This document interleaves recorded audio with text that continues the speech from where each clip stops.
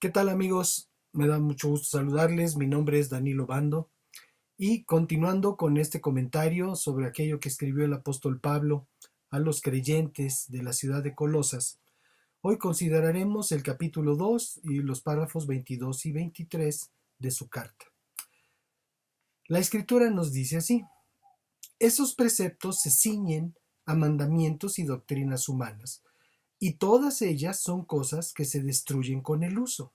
Sin duda, tales cosas pueden parecer sabias en cuanto a la religiosidad sumisa y el duro trato del cuerpo, pero no tienen ningún valor contra los apetitos humanos.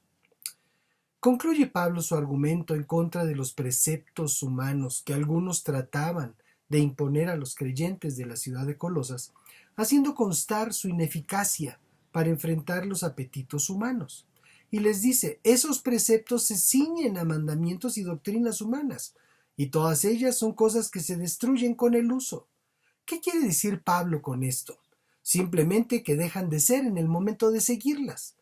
No comas, no bebas, no hagas, no tienen validez para la vida del hombre, sino solo por un momento, porque al siguiente el acecho de la carne sigue, porque aquello es un contenedor momentáneo, pero no resuelve el mal de raíz presente en el ser humano.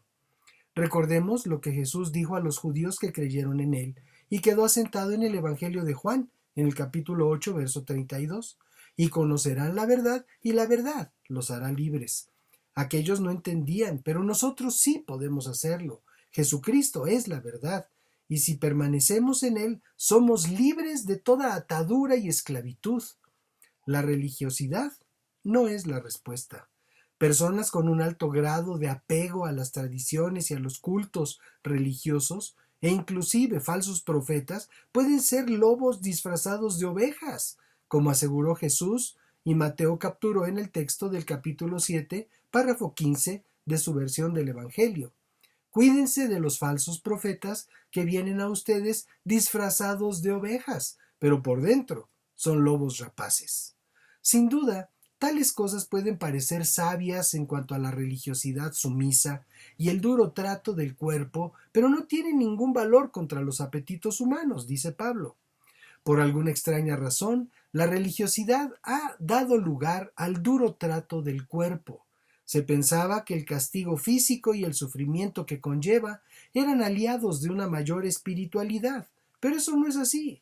Cuando Dios habla en el capítulo 23, verso 13 del libro de los Proverbios, de la vara para corregir al muchacho, y en el capítulo 10, verso 13, para las espaldas de los faltos de cordura, es por el efecto que la disciplina genera en el carácter del individuo desde pequeño, cuando se aplica con amor para su edificación, como lo señala la carta a los Hebreos en el capítulo 12, verso 11.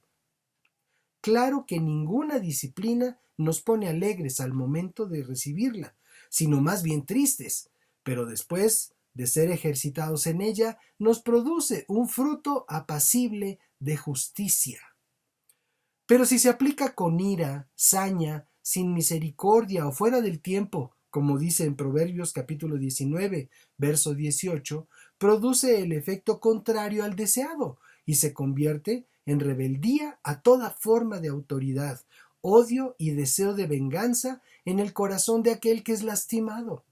Pero la religiosidad también ha engañado a muchos al hacerles pensar que su sufrimiento físico puede ser agradable a Dios, siendo todo lo contrario, porque es una abominación pretender añadir algo al sacrificio de Jesús en la cruz del Calvario.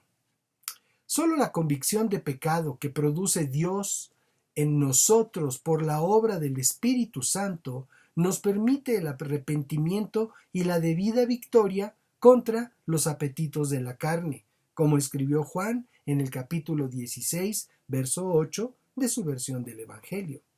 Y cuando Él venga, convencerá al mundo de pecado, de justicia y de juicio.